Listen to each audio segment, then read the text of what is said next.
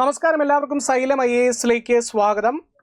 M ലക്ഷ്മികാന്തിൻ്റെ Indian polity എന്ന text ബുക്കിൻ്റെ 8th എഡിഷനെ base ചെയ്തുള്ള സൈലം IASൻ്റെ യൂട്യൂബ് ഇനീഷ്യേറ്റീവിലേക്ക് എല്ലാവർക്കും സ്വാഗതം. കഴിഞ്ഞ വീഡിയോകളിൽ വളരെ സുപ്രധാനമായ 3 കൗൺസിൽസ് ആക്ട് നമ്മൾ കോംപ്രിഹെൻസീവായി ഡിസ്കസ് ചെയ്ത് അവസാനിപ്പിച്ചിരുന്നു. 1861 കൗൺസിൽസ് ആക്ട്, 1892 കൗൺസിൽസ് ആക്ട്, അതേപോലെ തന്നെ മോർലി മിൻറ്റോ പരിഷ്കാരങ്ങൾ എന്ന് പേര് കേട്ട 1909 കൗൺസിൽസ് ആക്റ്റുകൾ നമ്മൾ വളരെ വിശദമായി തന്നെ ചർച്ച ചെയ്തിരുന്നു. ഇന്നത്തെ വീഡിയോയിൽ UPSC, PSC, SSC പരീക്ഷകൾക്കുൾപ്പെടെ വളരെ ഇമ്പോർട്ടൻ്റായി പരിഗണിക്കപ്പെടുന്ന മറ്റൊരു നിയമമാണ് നമ്മൾ ചർച്ച ചെയ്യുക. And that is the government of India act of 1919. 1919 government of India act എന്ന ടോപ്പിക്കായിരിക്കും നമ്മൾ വീണ്ടും വിശദമായി തന്നെ മനസ്സിലാക്കാൻ ശ്രമിക്കുക. നമ്മളെല്ലാ നിയമത്തെയും പരിഗണിക്കുന്നത് പോലെ തന്നെ ആദ്യം ഈ നിയമത്തിൻ്റെ ഒരു പശ്ചാത്തലം, ബാക്ക്ഗ്രൗണ്ട് എന്താണ് എന്ന് മനസ്സിലാക്കി തന്നെ നമുക്ക് പഠനം ആരംഭിക്കാം. കാരണം ഈ ബാക്ക്ഗ്രൗണ്ട് കൃത്യമായി മനസ്സിലാക്കിയാൽ മാത്രമാണ് ഈ നിയമങ്ങൾ നിങ്ങളുടെ മനസ്സിൽ നിൽക്കൂ. ഈ ബാക്ക്ഗ്രൗണ്ട് അല്ലെങ്കിൽ ഈ നിയമത്തിൻ്റെ പശ്ചാത്തലത്തെ പറ്റി പറയുമ്പോൾ ഒരു കാലഘട്ടം വളരെ സുപ്രധാനമാണ്. That is 1914 to 1918. ഈ വർഷങ്ങൾ കേൾക്കുമ്പോൾ തന്നെ ഇതിൻ്റെ പ്രത്യേകത അല്ലെങ്കിൽ പ്രാധാന്യം, ഇതിൻ്റെ ഒരു ഇമ്പോർട്ടൻസ് അല്ലെങ്കിൽ സിഗ്നിഫിക്കൻസിനെ പറ്റി നിങ്ങൾക്ക് മനസ്സിലായി കാണും. ഒന്നാം ലോക മഹായുദ്ധത്തിൻ്റെ കാലഘട്ടമാണിതല്ലേ. ഫസ്റ്റ് വേൾഡ് വാറിൻ്റെ കാലഘട്ടമാണിത്. ഫസ്റ്റ് വേൾഡ് വാറിൻ്റെ കാലഘട്ടം. ഈ ഫസ്റ്റ് വേൾഡ് വാറിൽ സ്വാഭാവികമായും ബ്രിട്ടൻ ഒരു ശക്തിയായിരുന്നു.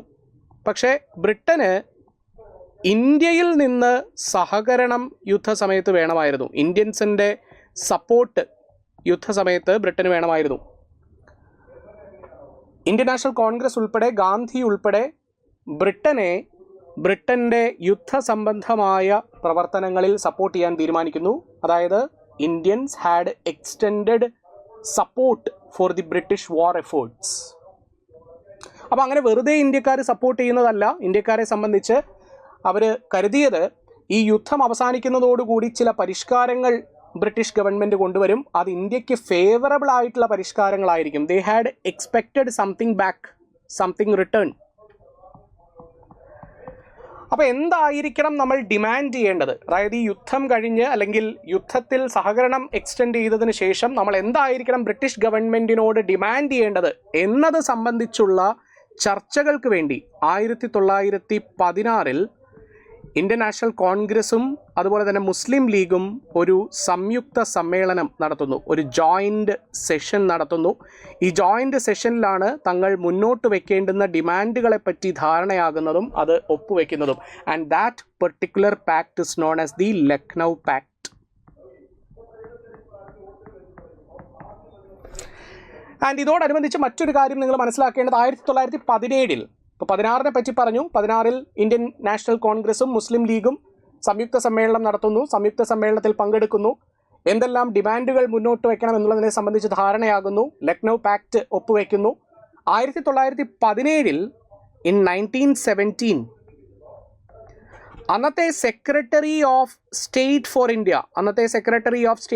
India is or was Edwin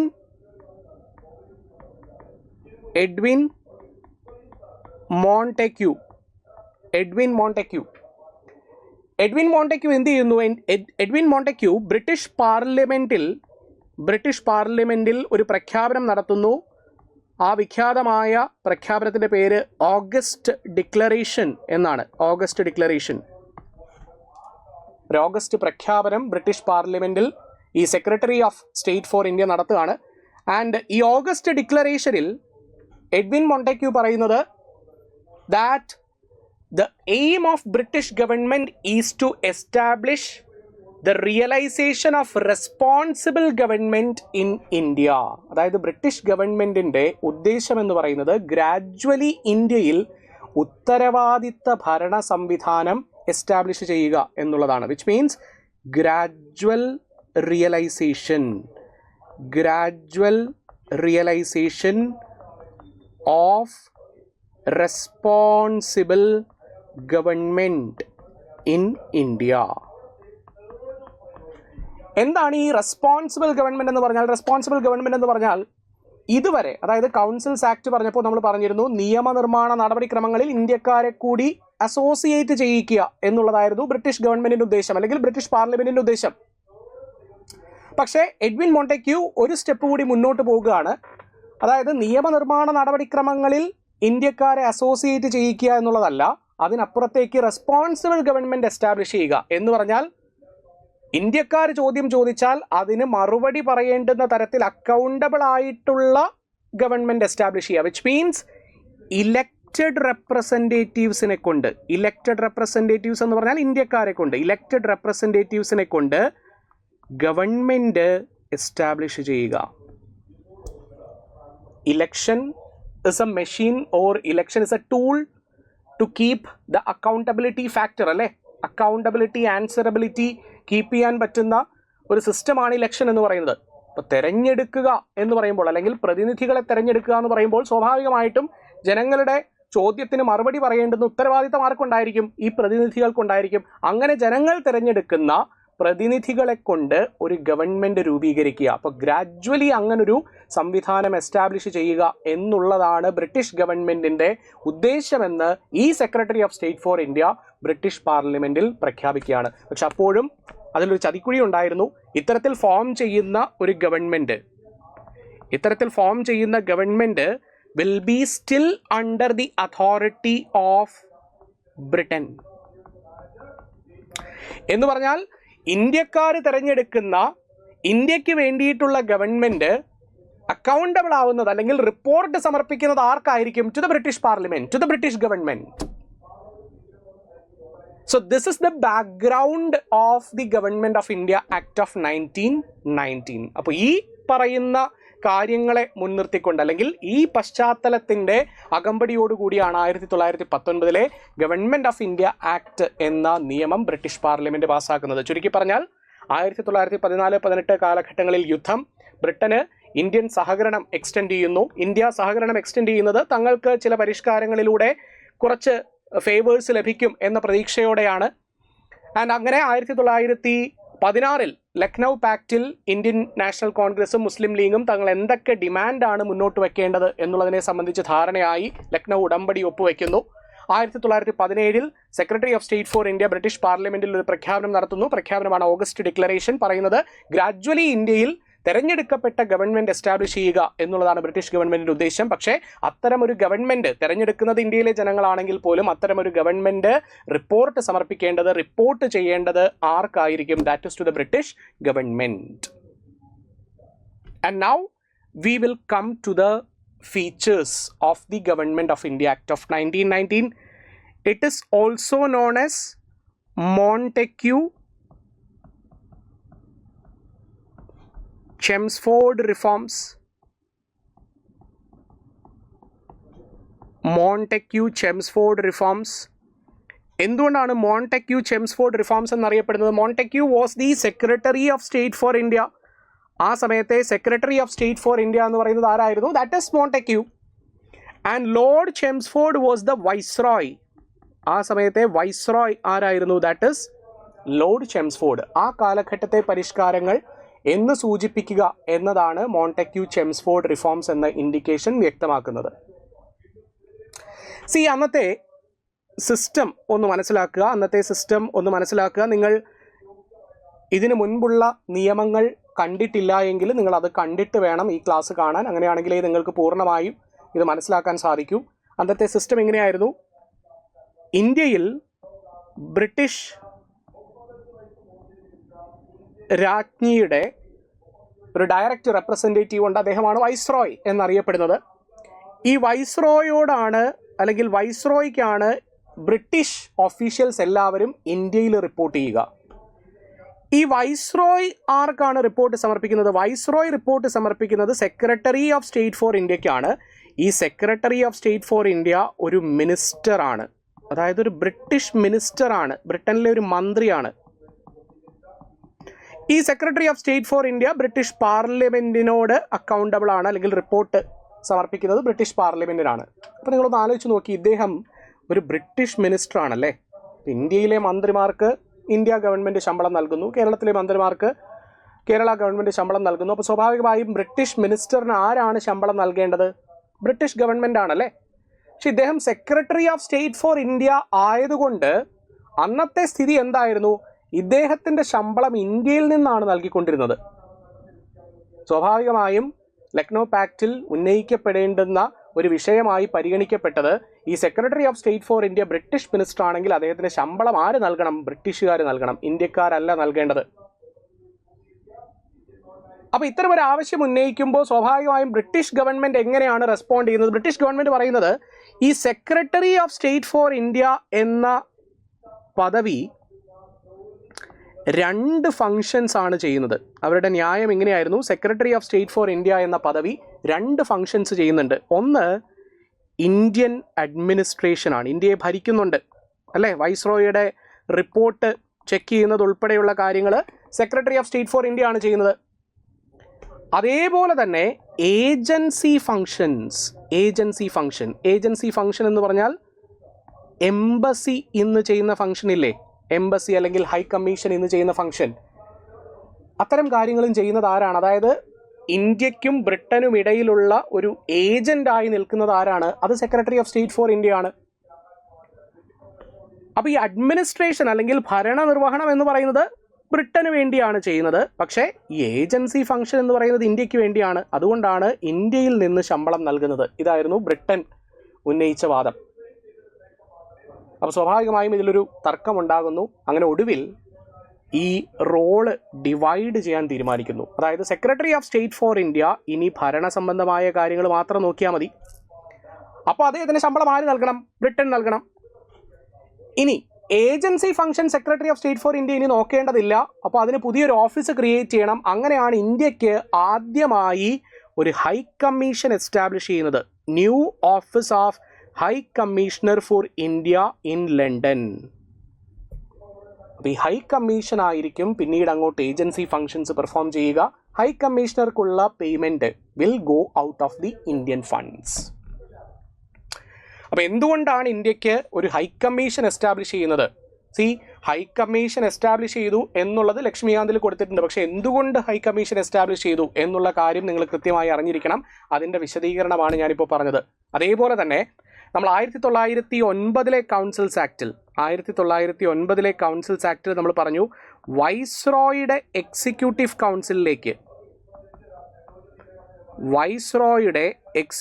കൗൺസിലിലേക്ക് ഒരു ഇന്ത്യൻ മെമ്പറെ ഇൻട്രൊഡ്യൂസ് ചെയ്തു അല്ലേ. ആരായിരുന്നു അദ്ദേഹം? സത്യേന്ദ്ര പ്രസാദ് സിൻഹ എന്ന് കഴിഞ്ഞ ക്ലാസ്സിൽ പറഞ്ഞത് നിങ്ങൾ ഓർത്തിട്ടുണ്ടായിരിക്കും. ഇദ്ദേഹം ഒരു നിയമ അംഗമായിരുന്നു, ലോ മെമ്പർ ആയിരുന്നു എന്ന് പറഞ്ഞത് ഓർക്കുന്നുണ്ടായിരിക്കും അല്ലേ. അതായത് വൈസ്രോയുടെ എക്സിക്യൂട്ടീവ് കൗൺസിലിൽ ഒരു law member who was an Indian was introduced as per the provision of the government or the Indian Councils Act of 1909. ഇപ്പോൾ സംഭവിച്ചിരിക്കുന്ന മാറ്റം എന്താണ്? ഇപ്പോൾ സംഭവിച്ചിരിക്കുന്ന മാറ്റം വൈസ്രോയുടെ എക്സിക്യൂട്ടീവ് കൗൺസിലിൽ ടോട്ടലി 6 മെമ്പേഴ്സ് ഉണ്ട്. അതിൽ 3 പേര് ഇന്ത്യക്കാരാകുന്നു. That means 50% of the members in the executive council of the Viceroy becomes Indians. So number of Indians in Viceroy's executive council has got increased to 50%. 50%. വൈസ്രോയുടെ executive കൗൺസിലിൽ 50% പേര് ഇന്ത്യക്കാരായി മാറി. അതായത് വൈസ്രോയുടെ എക്സിക്യൂട്ടീവ് കൗൺസിൽ എന്ന് പറഞ്ഞാൽ മന്ത്രിസഭ പോലെയാണ്. ഈ മന്ത്രിസഭയിൽ 50% ഇന്ത്യക്കാരായി മാറുന്നു. വലിയ മാറ്റമാണ്. So that is another feature of the Government of India Act of 1919. And നിങ്ങൾ സെൻട്രൽ ലെജിസ്ലേച്ചറിനെ പറ്റി ഓൾറെഡി ഡിസ്കസ് ചെയ്തതാണ് അല്ലേ. നമ്മൾ ഓൾറെഡി ഡിസ്കസ് ചെയ്തതാണ് സെൻട്രൽ ലെജിസ്ലേച്ചർ. ഇന്നത്തെ ഇന്ത്യൻ പാർലമെൻറ്റിന് സമാനമായി അന്നത്തെ കാലത്ത് സെൻട്രൽ ലെജിസ്ലേച്ചർ ആണ് ഉണ്ടായിരുന്നത്. ഈ സെൻട്രൽ ലെജിസ്ലേച്ചറിനെ നമ്മൾ ഇന്ത്യൻ ലെജിസ്ലേറ്റീവ് കൗൺസിൽ എന്നാണ് വിശേഷിപ്പിച്ചിരുന്നത് അല്ലേ. Indian legislative council. ഈ ഇന്ത്യൻ ലെജിസ്ലേറ്റീവ് കൗൺസിലിലേക്ക് ബൈക്യാമറലിസം ആദ്യമായി ഇൻട്രൊഡ്യൂസ് ചെയ്യപ്പെടുന്നു. ബൈക്യാമറലിസം എന്ന് പറഞ്ഞാൽ എന്താണ്? ബൈക്യാമറലിസം എന്ന് പറഞ്ഞാൽ പ്രസൻസ് ഓഫ് 2 ഹൗസസ്, ദ്വിമണ്ഡല സംവിധാനം. ഇന്നത്തെ ഇന്ത്യൻ പാർലമെൻറ്റ് ബൈക്യാമറൽ അല്ലേ? ആണ്. ഇന്നത്തെ ഇന്ത്യൻ പാർലമെൻറ്റ് ബൈക്യാമറൽ ആണെന്ന് പറയാൻ കാരണം എന്താണ്? Indian parliament is bicameral because we have two houses. One is the House of the People, the second one is the Council of States. അതേപോലെ സെൻട്രൽ ലെജിസ്ലേച്ചറിലേക്ക്, അതായത് ഇന്ത്യൻ ലെജിസ്ലേറ്റീവ് കൗൺസിൽ എന്നറിയപ്പെടുന്ന കേന്ദ്ര നിയമനിർമ്മാണ വിഭാഗം ബൈക്യാമറലാക്കി മാറ്റുന്നു. ഏത് നിയമത്തിലൂടെ? The government of India act of 1919. അത് മാത്രമല്ല, ആദ്യമായി ഡയറക്റ്റ് ഇലക്ഷൻസ് കൂടി ഇൻട്രൊഡ്യൂസ് ചെയ്യുകയാണ്. ഫോർ ദ ഫസ്റ്റ് ടൈം ഒരു നിയമത്തിൻ്റെ അടിസ്ഥാനത്തിൽ പ്രത്യക്ഷ തെരഞ്ഞെടുപ്പുകൾ ഇൻട്രൊഡ്യൂസ് ചെയ്യുന്നു. അപ്പോൾ സ്വാഭാവികമായും അടുത്ത ചോദ്യം ഇതാണ്, ഈ ഡയറക്റ്റ് ഇലക്ഷൻ ഇൻട്രൊഡ്യൂസ് ചെയ്യണമെന്നുണ്ടെങ്കിൽ ജനങ്ങൾക്ക് വോട്ടവകാശം വേണ്ടേ? യെസ്, ജനങ്ങൾക്ക് വോട്ടവകാശം ഉണ്ടായിരുന്നു. ആർക്കൊക്കെയാണ് വോട്ടവകാശം ഉണ്ടായിരുന്നത്? പരിമിതമായിട്ടുള്ള ജനങ്ങൾക്ക് മാത്രമാണ് വോട്ടവകാശം ഉണ്ടായിരുന്നത്. That was on the basis of property, tax and education. വിദ്യാഭ്യാസത്തിൻ്റെ അടിസ്ഥാനത്തിൽ, നൽകുന്ന നികുതി പണത്തിൻ്റെ അടിസ്ഥാനത്തിൽ, സ്വത്തുക്കളുടെ അടിസ്ഥാനത്തിൽ അല്ലെങ്കിൽ ഭൂമിയുടെ അടിസ്ഥാനത്തിൽ, മറ്റ് സ്വത്തുവകകളുടെ അടിസ്ഥാനത്തിലാണ് ആർക്കൊക്കെ വോട്ടവകാശം നൽകണം എന്ന് തീരുമാനിക്കപ്പെട്ടിരുന്നത്. പക്ഷേ ജനങ്ങൾക്ക് ഫ്രാഞ്ചൈസ് ഉണ്ടായിരുന്നു, അതായത് വോട്ടവകാശം ഉണ്ടായിരുന്നു. That's it. ഇപ്പോൾ രണ്ട് കാര്യങ്ങളാണ് പറഞ്ഞത്. ആദ്യമായി ബൈക്യാമറലിസം ഇൻട്രൊഡ്യൂസ് ചെയ്യപ്പെടുന്നു. ബൈക്യാമറലിസം എന്ന് പറഞ്ഞാൽ the presence of two houses. Indian legislative കൗൺസിലിനെ രണ്ടായി ഡിവൈഡ് ചെയ്യാൻ പോകുകയാണ്. അതുകൂടാതെ ഡയറക്റ്റ് ഇലക്ഷൻസ് ഇൻട്രൊഡ്യൂസ് ചെയ്യുന്നു, പ്രത്യക്ഷ തെരഞ്ഞെടുപ്പ് ഇൻട്രൊഡ്യൂസ് ചെയ്യുന്നു for the first time. And വോട്ടവകാശം സാധാരണ ജനങ്ങൾക്കുണ്ടായിരുന്നു, ഉണ്ട്, on the basis of property, tax and education. So Indian legislative കൗൺസിലിനെ എങ്ങനെയാണ് ഡിവൈഡ് ചെയ്തത്? Indian legislative council was divided into legislative assembly എന്ന് പറഞ്ഞാൽ ഇന്നത്തെ ലോക്സഭയ്ക്ക് സമാനമായതും, കൗൺസിൽ ഓഫ് സ്റ്റേറ്റ്സ് എന്ന് പറഞ്ഞാൽ ഇന്നത്തെ രാജ്യസഭയ്ക്ക് സമാനമായ ഒരു ഹൗസ്. അങ്ങനെ ഇന്ത്യൻ ലെജിസ്ലേറ്റീവ് കൗൺസിലിനെ രണ്ടായി ഡിവൈഡ് ചെയ്യുന്നു, ബൈക്യാമറലിസം ഇൻട്രൊഡ്യൂസ് ചെയ്യുന്നു. ഈ ലെജിസ്ലേറ്റീവ് അസംബ്ലിയിൽ ഇലക്റ്റഡ് മെമ്പേഴ്സ് ഉണ്ടായിരിക്കും, നോമിനേറ്റഡ് മെമ്പേഴ്സ് ഉണ്ടായിരിക്കും, അല്ലേ? കാരണം ഡയറക്റ്റ് ഇലക്ഷൻ ഇൻട്രൊഡ്യൂസ് ചെയ്തിരുന്നു. ഇനി കൗൺസിൽ ഓഫ് സ്റ്റേറ്റ്സിലും എന്തുണ്ടായിരിക്കും? കൗൺസിൽ ഓഫ് സ്റ്റേറ്റ്സിലും ഇലക്റ്റഡ് മെമ്പേഴ്സ് ഉണ്ടായിരിക്കും, നോമിനേറ്റഡ് മെമ്പേഴ്സ് ഉണ്ടായിരിക്കും. അപ്പോൾ കൗൺസിൽ ഓഫ് സ്റ്റേറ്റ്സിലും ലെജിസ്ലേറ്റീവ് അസംബ്ലിയിലും തിരഞ്ഞെടുക്കപ്പെട്ട അംഗങ്ങൾ ഉണ്ട്, നാമനിർദ്ദേശം ചെയ്യപ്പെട്ട അംഗങ്ങളും ഉണ്ട്. ഈ നാമനിർദ്ദേശം ചെയ്യപ്പെട്ട അംഗങ്ങളെ വൈസ്രോയാണ് നാമനിർദ്ദേശം ചെയ്യുക, അല്ലേ? അംഗങ്ങളെ വീണ്ടും രണ്ടായി കാറ്റഗറൈസ് ചെയ്യാം. ഒന്ന് ഒഫീഷ്യൽസ് എന്നാണ്. ഒഫീഷ്യൽസ് എന്ന് പറഞ്ഞാൽ ബ്രിട്ടീഷ് ഗവൺമെൻറ് ഒഫീഷ്യൽസ്. മറ്റത് നോൺ ഒഫീഷ്യൽസ് ആണ്. നോൺ ഒഫീഷ്യൽസ് എന്ന് പറഞ്ഞാൽ ഇന്ത്യക്കാർ. That's it. അതേപോലെ തന്നെ കൗൺസിൽ ഓഫ് സ്റ്റേറ്റ്സിലും നോമിനേറ്റഡ് മെമ്പേഴ്സിനെ രണ്ടായി കാറ്റഗറൈസ് ചെയ്യാം, ഒഫീഷ്യൽസ് എന്നും നോൺ ഒഫീഷ്യൽസ് എന്നും. So this is what you need to understand regarding the change in the central legislature. ഇത്രയേ ഉള്ളൂ. Indian legislative council bicameralism introduce ചെയ്യപ്പെടുന്നു. ലെജിസ്ലേറ്റീവ് അസംബ്ലിയും കൗൺസിലുമായി സെപ്പറേറ്റ് ചെയ്യപ്പെടുന്നു. ലെജിസ്ലേറ്റീവ് അസംബ്ലിയിൽ ഇലക്റ്റഡ് ആൻഡ് നോമിനേറ്റഡ് മെമ്പേഴ്സ് ഉണ്ട്. കൗൺസിൽ ഓഫ് സ്റ്റേറ്റ്സിലും ഇലക്റ്റഡ് ആൻഡ് നോമിനേറ്റഡ് മെമ്പേഴ്സ് ഉണ്ട്. നോമിനേറ്റഡ് മെമ്പേഴ്സിനെ വീണ്ടും രണ്ടായി കാറ്റഗറൈസ് ചെയ്യാം, that is officials and non officials. എല്ലാ മെമ്പേഴ്സും ബ്രിട്ടീഷ് ഇന്ത്യൻ പ്രൊവിൻസസിൽ നിന്നാണ് എന്നുള്ളത് ഓർത്തിരിക്കുക കേട്ടോ. നമ്മൾ പ്രിൻസ്ലി സ്റ്റേറ്റ്സിലേക്ക് പോകുന്നില്ല, നാട്ടുരാജ്യങ്ങളിലേക്ക് പോകുന്നില്ല. ബ്രിട്ടീഷ് ഇന്ത്യൻ പ്രവിശ്യകളെ പറ്റിയാണ് നമ്മളിപ്പോൾ പറഞ്ഞുകൊണ്ടിരിക്കുന്നത്. അപ്പോൾ കേന്ദ്ര നിയമനിർമ്മാണ വിഭാഗത്തിൽ വന്നിട്ടുള്ള മാറ്റം ഇതാണ്. ഇനി സംസ്ഥാന തലങ്ങളിലേക്ക് അല്ലെങ്കിൽ പ്രൊവിൻഷ്യൽ തലങ്ങളിലേക്ക്, അന്ന് സംസ്ഥാനമില്ല, പ്രവിശ്യകളാണ് ഉണ്ടായിരുന്നത്. ഈ പ്രവിശ്യകളിലേക്ക് വരുമ്പോൾ എന്ത് മാറ്റമാണ് സംഭവിച്ചിട്ടുള്ളത് എന്ന് മനസ്സിലാക്കണം. നിങ്ങൾ നമ്മുടെ കോൺസ്റ്റിറ്റ്യൂഷനിലെ ഷെഡ്യൂൾ നമ്പർ 7 എന്താണ് എന്ന് ജസ്റ്റ് ഒന്ന് ഓർത്തിരിക്കുക. Schedule number 7 deals with the division of power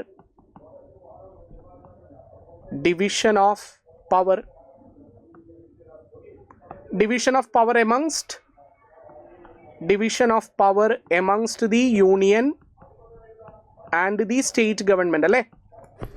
അതിന് സമാനമായി അന്നത്തെ കാലഘട്ടത്തിൽ ഈ നിയമനിർമ്മാണ അധികാരങ്ങളെ വ്യത്യസ്തമായി കാറ്റഗറൈസ് ചെയ്തു. അതായത് പ്രൊവിൻഷ്യൽ സബ്ജക്റ്റ്, ഇന്ന് നമ്മൾ സ്റ്റേറ്റ് ലിസ്റ്റ് എന്ന് പറയുന്നത് പോലെ അന്ന് പ്രൊവിൻഷ്യൽ സബ്ജക്റ്റ് എന്നും, ഇന്ന് നമ്മൾ യൂണിയൻ ലിസ്റ്റ് എന്ന് പറയുന്നത് പോലെ അന്ന് സെൻട്രൽ സബ്ജക്റ്റ് എന്നും എന്നിങ്ങനെ രണ്ടായി കാറ്റഗറൈസ് ചെയ്തു. അതായത് പ്രൊവിൻസസിന് നിയമം നിർമ്മിക്കാൻ സാധിക്കുന്ന വിഷയങ്ങൾ പ്രൊവിൻഷ്യൽ സബ്ജക്റ്റിലും കേന്ദ്രത്തിന് നിയമം നിർമ്മിക്കാൻ സാധിക്കുന്ന വിഷയങ്ങൾ സെൻട്രൽ സബ്ജക്റ്റ് അല്ലെങ്കിൽ സെൻട്രൽ ലിസ്റ്റിലും മെൻഷൻ ചെയ്തു. അപ്പോൾ സെൻട്രൽ സബ്ജക്റ്റും പ്രൊവിൻഷ്യൽ സബ്ജക്റ്റും വന്നു. ഈ പ്രൊവിൻഷ്യൽ സബ്ജക്റ്റിൽ അല്ലെങ്കിൽ പ്രൊവിൻസസിൽ എന്താ സംഭവിച്ചത്? പ്രൊവിൻസസിൽ ഡയാർക്കി എന്നൊരു സിസ്റ്റം ഇൻട്രൊഡ്യൂസ് ചെയ്തു. എല്ലാവരും ശ്രദ്ധിക്കണം, ഇത്രയും ഞാൻ പറഞ്ഞിട്ടുള്ളൂ. ടോട്ടൽ നിയമനിർമ്മാണ വിഷയങ്ങളെ രണ്ടായി കാറ്റഗറൈസ് ചെയ്യുന്നു. ഒന്ന് സെൻട്രൽ സബ്ജക്റ്റ്, മറ്റൊന്ന് പ്രൊവിൻഷ്യൽ സബ്ജക്റ്റ്. കേന്ദ്രത്തിന് നിയമം നിർമ്മിക്കാൻ സാധിക്കുന്ന വിഷയങ്ങൾ സെൻട്രൽ സബ്ജക്റ്റ് എന്നും പ്രൊവിൻസസിന് നിയമം നിർമ്മിക്കാൻ സാധിക്കുന്ന വിഷയങ്ങൾ പ്രൊവിൻഷ്യൽ സബ്ജക്റ്റ് എന്നും പരാമർശിച്ചു. പ്രവിശ്യകൾക്ക് നിയമം നിർമ്മിക്കാൻ സാധിക്കുന്ന വിഷയങ്ങളെ പ്രവിശ്യകളുടെ വിഷയങ്ങൾ എന്നും പരാമർശിച്ചു. എന്നിട്ട് ഈ പ്രൊവിൻഷ്യൽ തലത്തിലില്ലേ, സെൻട്രൽ അല്ല, പ്രൊവിൻഷ്യൽ തലത്തിൽ ഡയാർക്കി എന്നൊരു സിസ്റ്റം ഇൻട്രൊഡ്യൂസ് ചെയ്തു. എന്താണ് ഈ ഡയാർക്കി എന്ന് പറഞ്ഞാൽ? ഡയാർക്കി എന്ന് പറഞ്ഞാൽ ഇത്രയേ ഉള്ളൂ. ഈ പ്രൊവിൻഷ്യൽ സബ്ജക്റ്റിനെ വീണ്ടും രണ്ടായി കാറ്റഗറൈസ് ചെയ്തു. അതായത് പ്രവിശ്യകൾക്ക് നിയമങ്ങൾ നിർമ്മിക്കാൻ സാധിക്കുന്ന പെറ്റി സബ്ജക്ട്സ്. ഈ പെറ്റി സബ്ജക്ട്സിനെ വീണ്ടും രണ്ടായി കാറ്റഗറൈസ് ചെയ്യാണ്. ഒന്ന് ട്രാൻസ്ഫേർഡ് സബ്ജക്റ്റ് എന്നും മറ്റൊന്ന് റിസർവ്ഡ് സബ്ജക്റ്റ് എന്നുമാണ്. ഒന്ന് ട്രാൻസ്ഫേർഡ് സബ്ജക്റ്റ്, മറ്റൊന്ന് റിസർവ്ഡ് സബ്ജക്റ്റ്. റിസർവ്ഡ് സബ്ജക്റ്റ് എന്ന് പറഞ്ഞാൽ എന്താണ്? റിസർവ്ഡ് സബ്ജക്റ്റ് എന്ന് പറഞ്ഞാൽ ഇപ്പോഴും ബ്രിട്ടീഷ് ഗവർണർ അല്ലേ, പ്രവിശ്യകളുടെ ഹെഡ് ആരാണ്? ഗവർണറാണ്. ഈ ഗവർണർക്കും അദ്ദേഹത്തിൻ്റെ എക്സിക്യൂട്ടീവ് കൗൺസിലിനും കൂടി ചേർന്ന് നിയമങ്ങൾ നിർമ്മിക്കുകയും നടപ്പിലാക്കുകയും ചെയ്യാൻ സാധിക്കുന്ന വിഷയങ്ങൾ, അത്തരം വിഷയങ്ങളെ റിസർവ്ഡ് സബ്ജക്റ്റ് എന്നാണ് പറഞ്ഞത്. അത് റിസർവ്ഡ് ആയിരുന്നു. അതായത് വളരെ ഇമ്പോർട്ടൻ്റ് ആയിട്ടുള്ള വിഷയങ്ങളെ റിസർവ്ഡ് സബ്ജക്റ്റ് എന്നാണ് പറഞ്ഞത്. ഉദാഹരണം police, law and order, that was reserved for the governor as well as the executive council.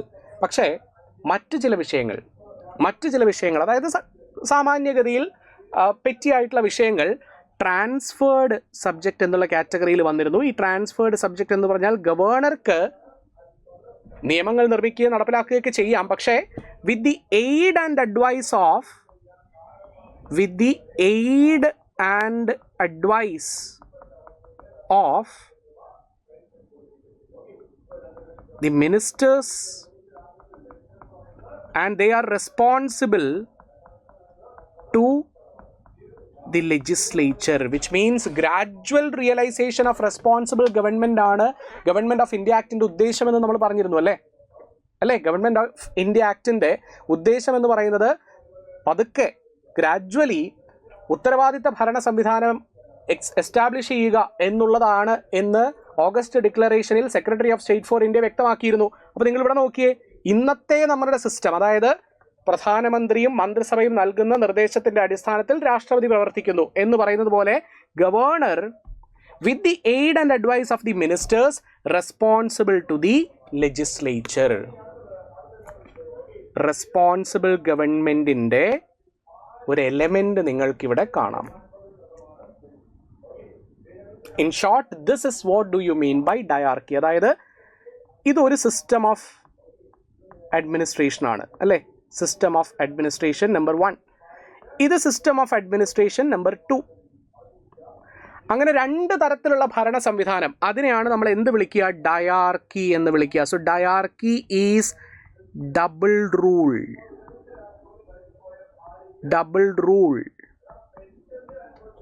ദ്വിഭരണം എന്ന് മനസ്സിലാക്കുക ഡയാർക്കി. അപ്പോൾ ഇത്രയേ ഉള്ളൂ. ടോട്ടൽ നിയമനിർമ്മാണ വിഷയങ്ങളെ രണ്ടായി കാറ്റഗറൈസ് ചെയ്യുന്നു. സെൻട്രൽ സബ്ജക്റ്റ് എന്നും പ്രൊവിൻഷ്യൽ സബ്ജക്റ്റ് എന്നും. കേന്ദ്രത്തിന് നിയമം നിർമ്മിക്കാൻ സാധിക്കുന്ന വിഷയങ്ങൾ സെൻട്രൽ സബ്ജക്റ്റ് ആണ്. പ്രൊവിൻസസിന് നിയമം നിർമ്മിക്കാൻ സാധിക്കുന്ന വിഷയങ്ങൾ പ്രൊവിൻഷ്യൽ സബ്ജക്റ്റ് ആണ്. ഈ പ്രൊവിൻഷ്യൽ സബ്ജക്റ്റിനെ വീണ്ടും രണ്ടായി കാറ്റഗറൈസ് ചെയ്യുന്നു. ഒന്ന് ട്രാൻസ്ഫേർഡ് എന്നും മറ്റൊന്ന് റിസർവ്ഡ് എന്നും. റിസർവ്ഡ് എന്ന് പറഞ്ഞാൽ totally reserved for the British government and executive council members.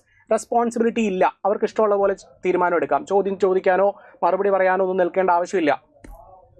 പക്ഷേ ട്രാൻസ്ഫേർഡ് സബ്ജക്റ്റ് എന്ന് പറഞ്ഞാൽ ഇത് ഇന്ത്യക്കാർക്ക് കുറച്ച് അധികാരം നൽകുന്ന ഏരിയയാണ്. അതായത് ഇന്ത്യക്കാരുടെ ചോദ്യങ്ങൾക്ക് കൗൺസിൽ ഓഫ് മിനിസ്റ്റേഴ്സ് അല്ലെങ്കിൽ മിനിസ്റ്റേഴ്സ് മറുപടി പറയണം എന്ന റെസ്പോൺസിബിലിറ്റി എലമെന്റ് നിങ്ങൾക്കിവിടെ കാണാം. അങ്ങനെ 2 തരത്തിലുള്ള ഭരണ സംവിധാനത്തെയാണ് നമ്മൾ എന്ത് വിളിക്കുക? ഡയാർക്കി എന്ന് വിളിക്കുക. അപ്പോൾ ഈ ഡയാർക്കി എവിടെയാണ് ഇൻട്രൊഡ്യൂസ് ചെയ്തത്? In the province. So please understand, 1919 government of India act പ്രകാരം ഡയാർക്കി ഇൻട്രൊഡ്യൂസ് ചെയ്യപ്പെടുന്നത് പ്രൊവിൻസസിലാണ്. പക്ഷേ ബൈക്യാമറലിസം ഇൻട്രൊഡ്യൂസ് ചെയ്യപ്പെടുന്നത് എവിടെയാണ്? Bicameralism was introduced at the central level. വളരെ ഇമ്പോർട്ടൻ്റ് ആണ്, കാരണം അടുത്ത നിയമത്തിൽ ഇത് നേരെ തിരിയും കേട്ടോ. സെൻട്രൽ ലെവലിലാണ് ബൈക്യാമറലിസം ഇൻട്രൊഡ്യൂസ് ചെയ്യുന്നത്, പ്രൊവിൻഷ്യൽ തലത്തിലാണ് ഡയാർക്കി ഇൻട്രൊഡ്യൂസ് ചെയ്യുന്നത്. ഡയാർക്കി എന്ന് പറഞ്ഞാൽ എന്താണെന്ന് കൃത്യമായി മനസ്സിലാക്കണം. 2 സിസ്റ്റം ഓഫ് അഡ്മിനിസ്ട്രേഷൻ ആണ്.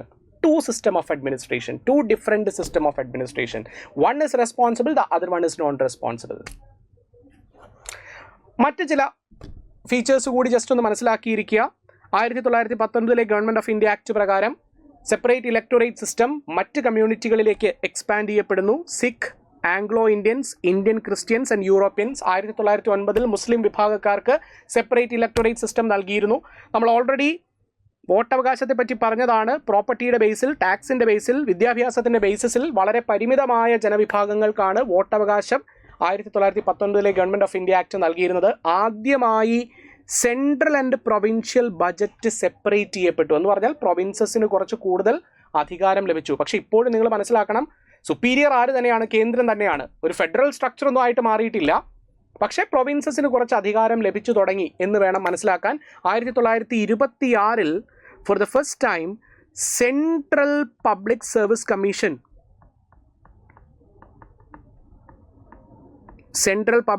Commission was established for the recruitment of the civil servants.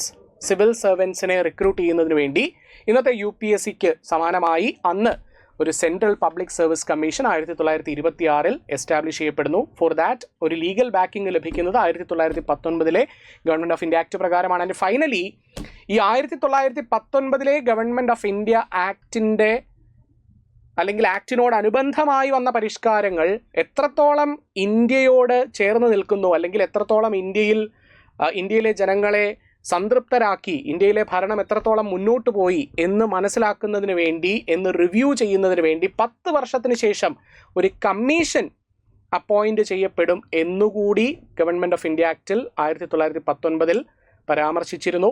പക്ഷെ 10 വർഷം കാത്തു നിൽക്കേണ്ടി വന്നില്ല. അതിനു മുൻപ് തന്നെ 1927 ഒരു സ്റ്റാറ്റ്യൂട്ടറി കമ്മീഷൻ എസ്റ്റാബ്ലിഷ് ചെയ്യപ്പെടുന്നു. And that commission is known as the controversial Simon commission. അപ്പോൾ സൈമൺ കമ്മീഷൻ്റെ വരവിനോട് അനുബന്ധമായി നമ്മൾ പഠിക്കുന്ന മറ്റൊരു നിയമം 1935 ഗവൺമെൻറ് ഓഫ് ഇന്ത്യ ആക്ട് ആണ്. അത് മറ്റൊരു വീഡിയോയിൽ ഡിസ്കസ് ചെയ്യാം.